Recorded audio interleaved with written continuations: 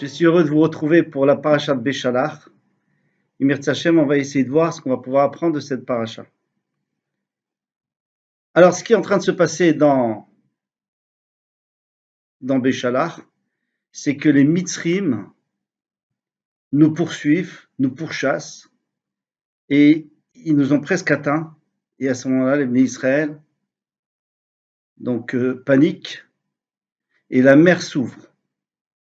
Par le mérite, bien sûr, Nachshon ben Aminadav, etc. La mer s'ouvre, on rentre dans la mer, on ressort de l'autre côté, et les Mitzrim rentrent à leur tour, et comme tout le monde sait, ils se noient. Maintenant, ce qui est dérangeant dans ces parachiotes, donc les parachiotes passés et à venir, c'est que au départ, on voit la façon dont Hachem s'est occupé de nous, comme un papa qui porte son enfant. Extraordinaire. Moshe Rabbeinu rentre chez Paro. C'était impossible de rentrer chez Paro. C'était pas possible à cause de la magie des lions, etc. Il rentre chez Paro comme si rien n'était. Puis il dit à Paro quoi faire. Puis quand Paro n'est pas content, il dit ok, tu veux pas renvoyer les Israël, tu vas t'envoyer une maca, une deuxième maca, une troisième maca, etc. 10 macotes. Déjà ces macotes c'était des nissim, c'était des miracles extraordinaires, mais pas seulement des miracles, par le fait que ça forçait Paro et Mitzrayim à renvoyer les Bnei Israël, mais c'était aussi un miracle par le fait que les Bnei Israël n'ont pas été touchés par ces macotes.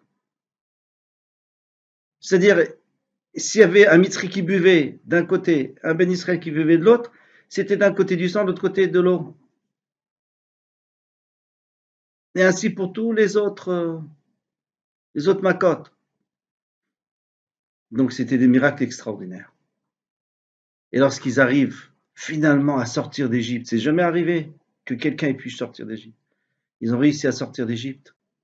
Baruch Hashem, ils sont tranquilles. Et c'est là où Paro vient, il les poursuit. Il y a la mer qui s'ouvre. Mais la mer qui s'ouvre pas n'importe comment. C'est incroyable comment la mer s'est ouverte. Donc elle s'est ouverte. Il y avait 12 tunnels. Des tunnels transparents pour que je puisse se voir. De l'eau fraîche et douce qui coule des murs d'eau salée, quoi, en fin de compte. Des fruits qui poussent. Toutes sortes de fruits. La terre était comme une mosaïque. Du carrelage, en gros. Et voilà que les Bnei Israël passent, les Mitzrayim arrivent, tout s'effondre, terminé. Sans parler qu'ils ont récupéré une fortune. Une fortune, ils ont récupéré sur les Mitzrayim, sur les chevaux, etc. Sans parler de tout ce qu'ils ont pris en Mitzrayim. Et après, c'est pas terminé. Ils vont, pendant 40 ans, ils vont être protégés par les Ananim. Les Ananim, les nuées, c'était quelque chose d'incroyable, les nuées. Donc, ça avait plusieurs fonctions. Première fonction, d'aplanir le terrain, de tuer tout ce qui pouvait traîner comme les serpents, les scorpions, etc. Ensuite, dessus, c'était pour protéger du soleil, du froid, etc., de la pluie. Devant, pour éclairer. Ensuite, tous ceux qui ne pouvaient pas marcher, ils étaient portés par les ananim. Les habits grandissaient avec les enfants. Ils étaient auto-nettoyants. Je pense qu'un jour, ils arriveront à le faire aussi. Mais... en tous les cas, ils essayent. Voilà. Ensuite, c'est pas terminé. Il y a la manne qui tombe pendant 40 ans. La manne, elle est extraordinaire. On peut goûter ce qu'on veut. Voilà. Pour les Tunisiens, c'était la pkela. Pour les Ashkenazim, c'était du gefilte fish, etc. Donc chacun avait ce qu'il voulait dans cette manne. Il y avait le puits de Myriam qui les poursuivait, qui était avec eux pendant toutes ces années dans le désert.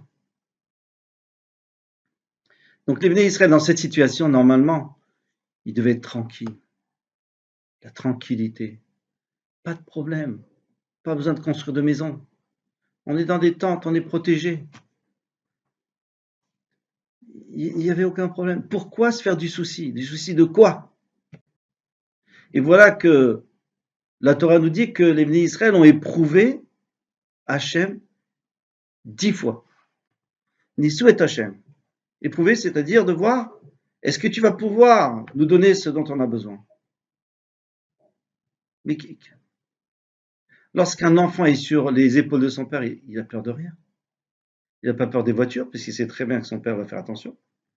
Il n'a pas peur des bandits, parce qu'il a l'impression que son père a tout pouvoir. Et en fait, Hachem a tout pouvoir, bien entendu. Donc il n'y a pas de problème. Alors pourquoi se soucier? Pourquoi, même malheureusement, il y a des moments où ils se sont, Vaïlonou al-Moshe, ils se sont insurgés, on pourrait dire. Ah, on n'a rien à manger. Oh, il y a les Mitzrim qui vont nous massacrer. Quel massacrer? Il y a Hachem. Vous l'avez vu, Hachem. Zekeli ve'anvehu. C'était après. Mais tout de même, on va mourir de soif. Mourir de soif, pourquoi? Vous avez vu Hachem. Ra'ata shifra alayam. Une esclave, donc c'est le degré le plus bas, elle a vu Hachem, elle a vu clairement Hachem. Machelo Ra'a Yecheskel, Ben Bouzis, qu'elle n'a pas vu le grand Navi qui a vu tellement de choses. Et elle a vu tout ça. Et qu'est-ce qu'elle est restée une chifra? Comment? Je ne comprends pas. Alors nous, on s'imagine que si nous étions dans ces situations, on n'aurait pas eu de problème. Il n'y a pas d'eau, il va y avoir de l'eau. Il n'y a pas à manger, il va y avoir quand on aura besoin, quand on aura fini nos matzot, tu auras. Le Hegel, quoi? Vaudor. Qui, qui, qui parmi nous est prêt à servir une idole? Personne. Meraglim, on nous dit, venez en Eretz Israël, c'est magnifique. Il n'y a pas besoin de prendre l'avion, et là, tout ça, la LIA, tout ce qui est, toutes les complications. Non. Vous venez, je vous amène en Eretz Israël, et il y aura tout ce qu'il faut. Eretz Zavat, Chalav ou Dvash. Et le miel qui coulait, le lait. Il y avait tellement de lait que ça coulait des mamelles. Et qu'est-ce qu'ils disent les Bnei Israël? Non. Non. Et lorsqu'ils sont devant la mer, qu'est-ce qu'ils disent? Ils disent, on aurait mieux fait de rester. Pourquoi il n'y avait pas assez de tombes en Égypte? On aurait mieux fait de rester en Égypte. C'est incompréhensible, c'est pas compréhensible. C'est pas logique. Alors nous, on s'imagine que nous, on aurait été mieux. C'est sûr que c'est faux. C'est complètement faux. Pourquoi? Parce que les générations d'avant, elles étaient beaucoup, beaucoup, beaucoup, beaucoup plus grandes que nous.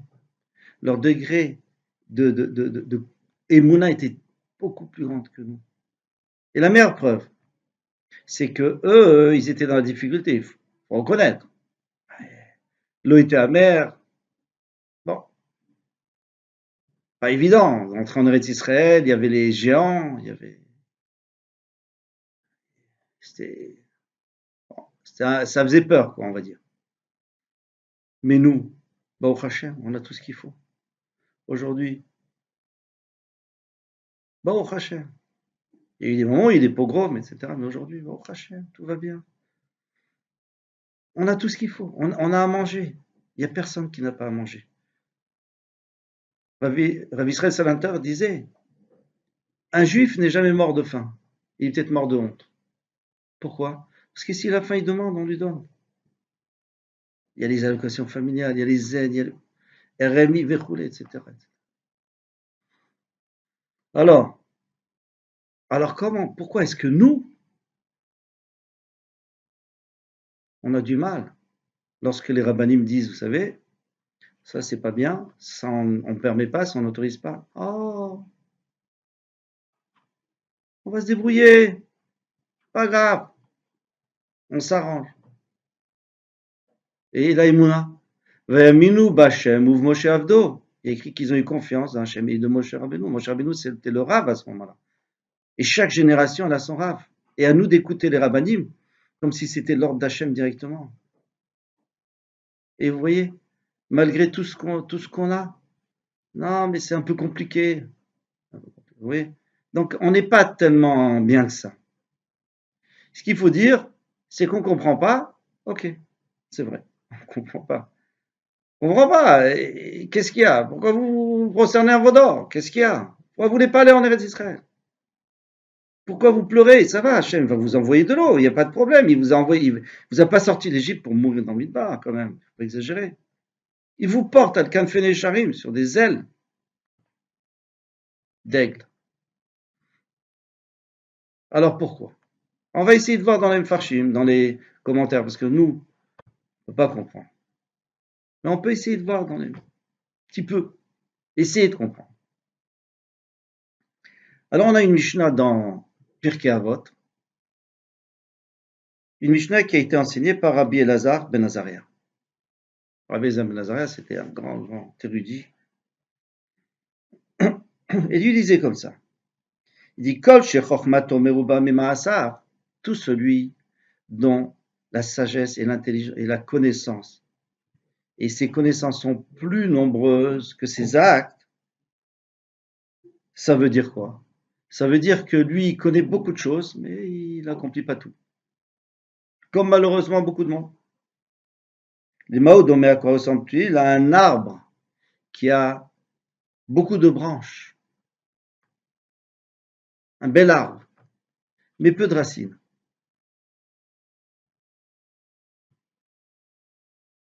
En plus, il est dans le désert, il est seul.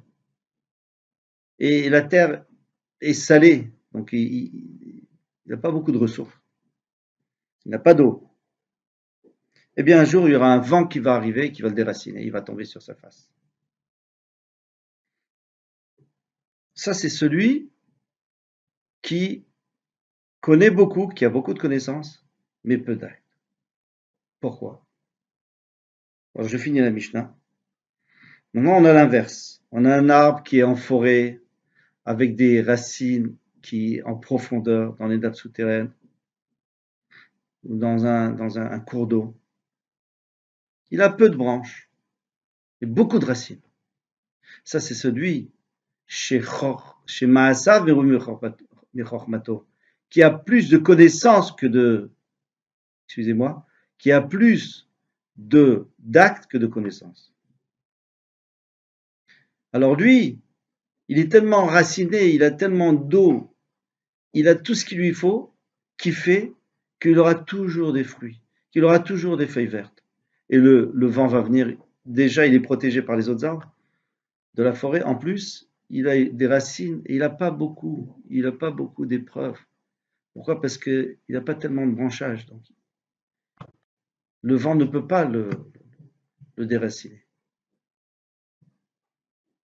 Ça veut dire quoi? Ça veut dire qu'il y a deux façons de vivre. Alors, on est tous très intéressés à apprendre. Tout le monde veut apprendre. Si on est ici en train de discuter, en train de parler de la paracha, c'est que tout le monde va apprendre. Et aujourd'hui, on a au Hachem des moyens extraordinaires à notre disposition. On peut écouter un shiur sur Torahbox, on peut écouter un shiur n'importe où, sur Kol HaLashon. Pour celui qui parle l'hébreu, mais il y a peut-être même en français. Et donc, ou alors par Zoom, etc. Maintenant, les connaissances, on peut les avoir. Et on est intéressé. Le problème, c'est est-ce qu'on est d'accord de mettre en application? Ça, c'est beaucoup plus difficile. Vous savez ce qu'il dit le Rabbi Elazar ben Azariah? Il dit il vaut mieux connaître moins et faire plus que connaître plus et faire moins. Il vaut mieux. C'est jamais bien de ne pas connaître. On ne pourra jamais dire ah, je n'ai pas appris parce que de toute façon, je n'accomplis pas. Non. Il faut apprendre et accomplir, bien entendu. Mais ce qu'on peut faire, c'est mettre en application, et ce qu'il faut faire, c'est mettre en application ce qu'on a appris. Pourquoi? Parce que j'apprends une halakha, je la mets en application, je m'enracine. Je m'enracine, ça veut dire que lorsque il va y avoir le Yitzhara, ça peut être la société, ça peut être la famille, ça peut être moi-même, mes mauvaises habitudes. Eh bien, à partir du moment où je prends des bonnes habitudes, on peut plus. On peut plus bouger. Quelqu'un qui a l'habitude de prier tous les matins à la tfila, il va euh, prier ou au Netz, ou alors il va prier Béminian. Eh bien, le Yitzhara vient et lui dit, ah, ne te lève pas ce matin. Non, je peux pas. Je peux pas. Je me lève, c'est tout. Quelqu'un qui garde scrupuleusement Shabbat, ne peut pas le faire fauter Shabbat. Pas possible. Ouais, mais on va prendre la voiture, on va se promener. C'est impossible. Ça commence même pas. Pire que ça, il y avait une histoire connue d'un Marocain qui s'était marié malheureusement avec une Goya. Mais il a dit à la Goya, attention, la Dafina, ça je suis pas mévater. Ça, j'y tiens. Et comment on fait la Dafina? Ok, on va la téléphoner, elle s'est renseignée, elle a fait une Dafina. Mais elle n'a pas mis des œufs. Et lui, quand il arrive, il a dit quoi? C'est comme ça? Non, alors moi je m'en vais. Il va au Hachem, il est parti. C'est une histoire qu'on raconte, est-ce qu'elle est vraie? Je ne sais pas. C'est-à-dire quoi? C'est-à-dire que l'œuf, déjà l'œuf de la Dafina, donc ce n'est qu'un minag, et encore c'est un minag que tout le monde n'a pas, eh bien, c'était une racine qui l'a empêché de s'effondrer.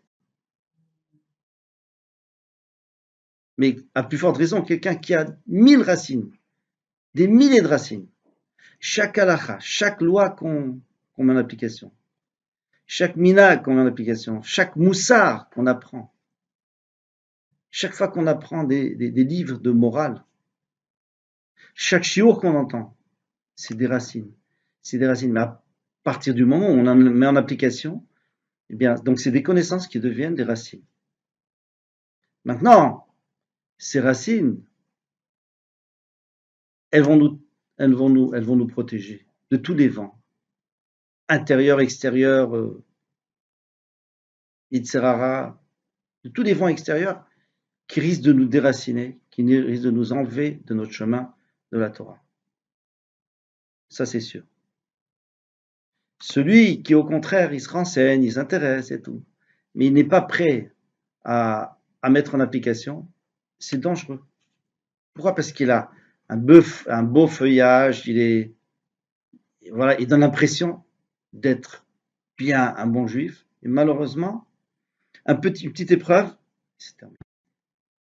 Et à plus forte raison, une grosse épreuve. Ça, c'est la morale, c'est la leçon que nous apprend Rabbi Eliezer ben Azaria dans les Maximes des Pères.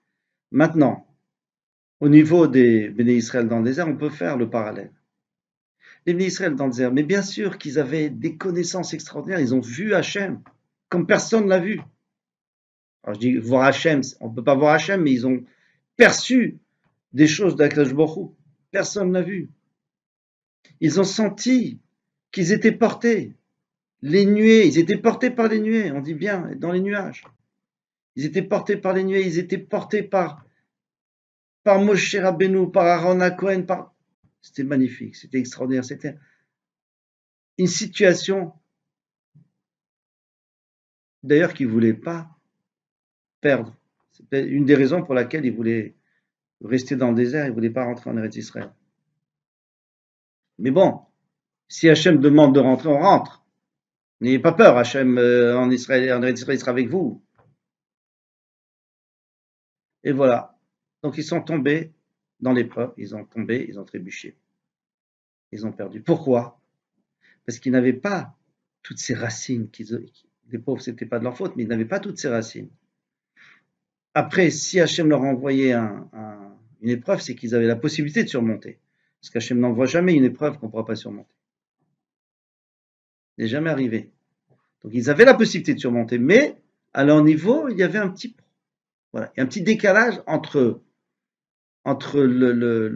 leur capacité et ce qu'ils ont été prêts à générer comme énergie. Bon, on ne comprend pas, c'est très fin. On a l'impression que c'est gros, mais non, c'est extrêmement fin. À leur niveau, c'était grave, parce qu'ils auraient pu surmonter. Mais on comprend, d'un autre côté, on comprend que ce n'était pas évident. Ce n'était pas la même situation. Ils n'avaient pas notre situation à nous. Puisque eux, pendant une centaine d'années, ils étaient asservis, ils étaient des esclaves. Ils n'avaient pas du tout la possibilité de mettre en application la Torah, en tout cas de l'apprendre et savoir comment se conduire. Alors il y a des choses qu'ils savaient, bien sûr, mais et qui mettaient en application, mais pas grand-chose. Alors lorsqu'est arrivée l'épreuve, il fallait faire appel à ses connaissances et à ses sentiments de la présence d'Hachem. Oui, mais on n'avait pas les racines. On n'avait pas suffisamment de racines.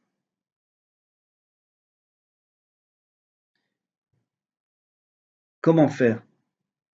Comment faire pour pas tomber dans ce piège? Pour mettre en application tout ce qu'on apprend, c'est pas facile. On apprend tellement de choses aujourd'hui. On a tellement la possibilité d'apprendre et tellement rapidement. Comment faire? Je vais vous raconter une petite histoire du Rav Chaim qui a écrit le Ber Maim Chaim. Alors lui, c'était un grand sage. Il n'était pas connu. Il venait de se marier. Et c'était un grand sage, un grand tzaddik. Et pour sa parnassa, il avait des enfants qui venaient à la maison pour étudier.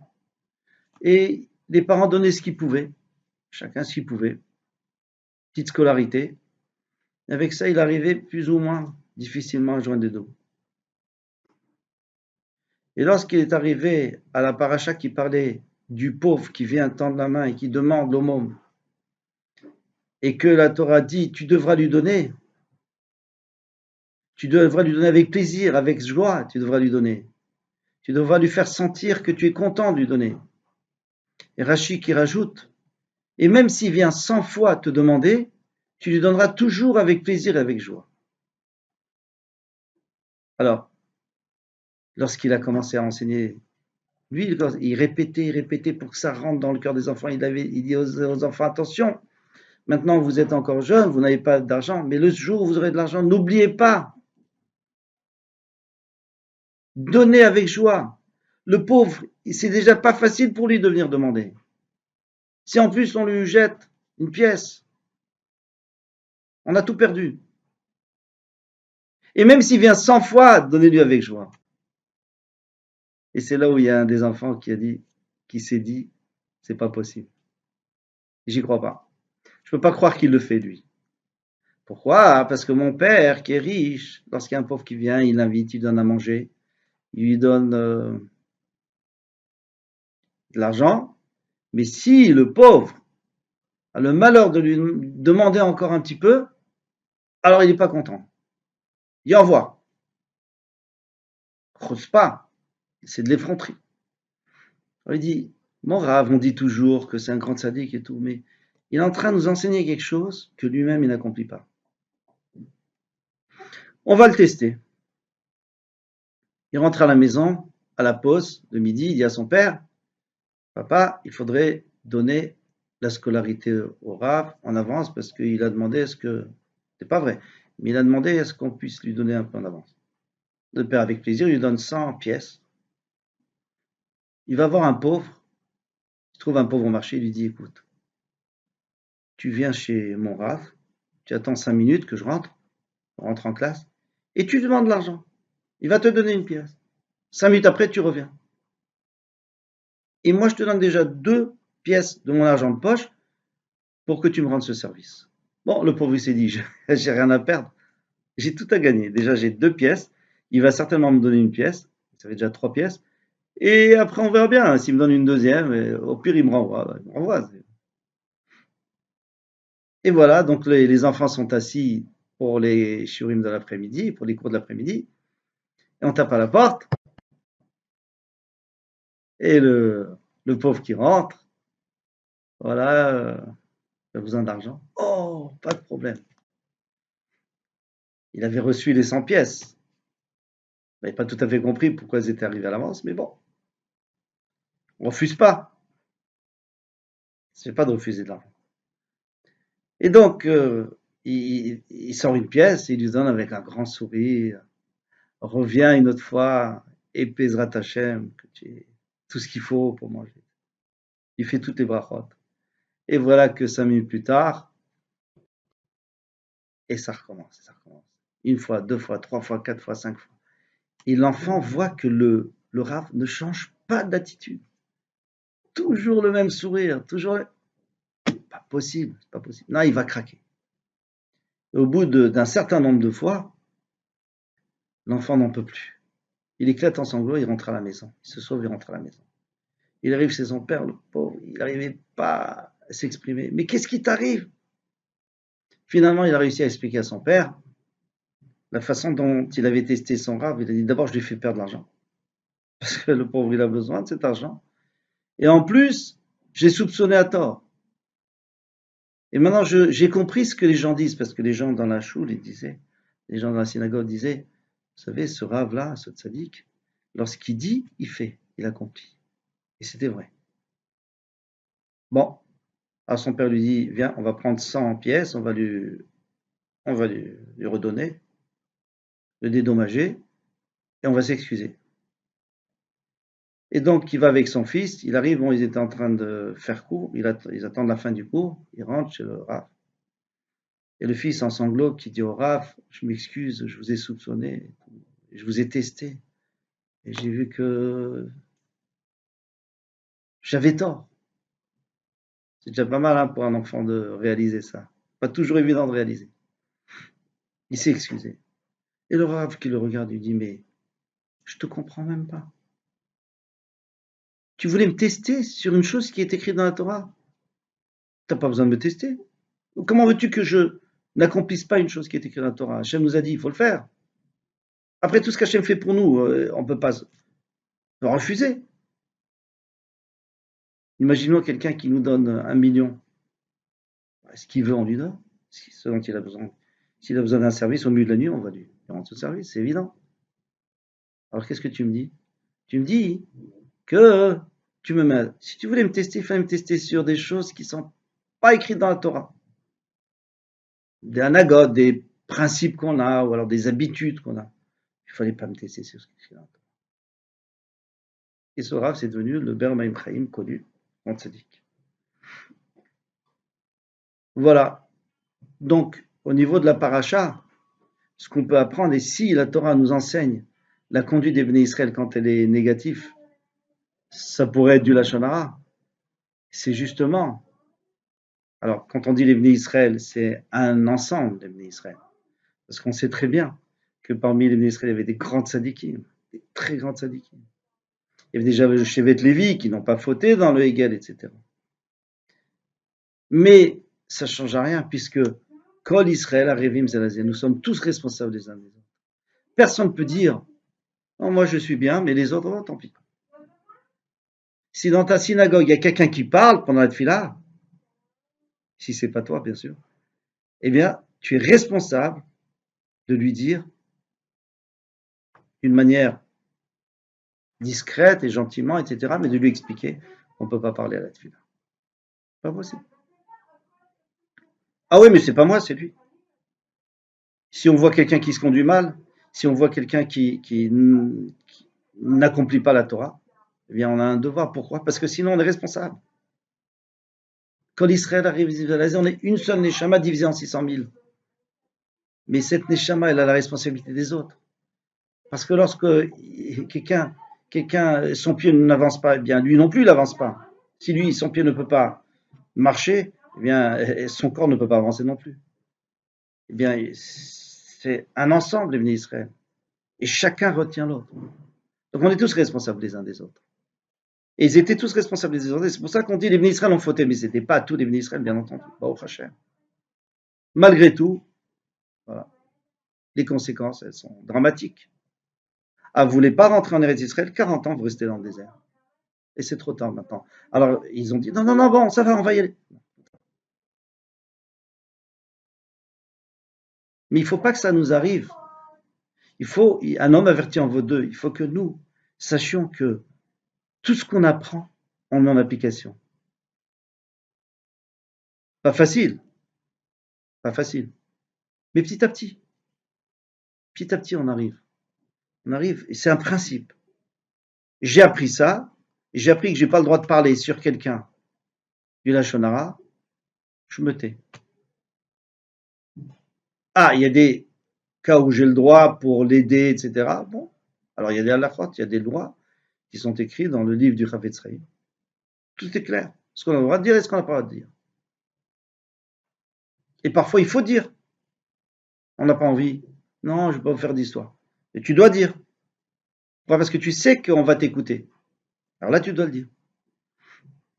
Voilà, pour terminer, la leçon à retenir d'ici, de ces parchiotes, c'est que mettons en application, je dis mettons plus en application. On peut toujours, bien entendu, que tout le monde fait un effort déjà, mais mettons plus en application ce qu'on a appris. Au point où ça s'enracine dans notre comportement, dans notre vie, et que ça nous permette de tenir devant les épreuves, parce qu'il y a toujours des épreuves, forcément, même des petites épreuves, mais il faut tenir. Quelqu'un qui nous met en colère, c'est une épreuve, mais il faut arriver à résister, pas se mettre en colère. Pourquoi? Parce que c'est sûr de se mettre en colère. Ah, d'où je sais, c'est écrit dans l'Agma, c'est écrit partout. Puis tout le monde comprend que de se mettre en colère, c'est pas bon. Donc voilà, j'ai appris, je fais des efforts. Ça prend du temps, c'est pas grave. Mais je progresse, je progresse, je progresse. Et à force de s'enraciner, Bezrat Hashem, l'arbre sera magnifique, ce sera un arbre bien enraciné, bien vert et qui fait des fruits. Bezrat Hashem, pour avoir une influence autour de nous et plus tard, Bezrat Hashem, pour avoir des fruits dans le Olam Haba. Amen.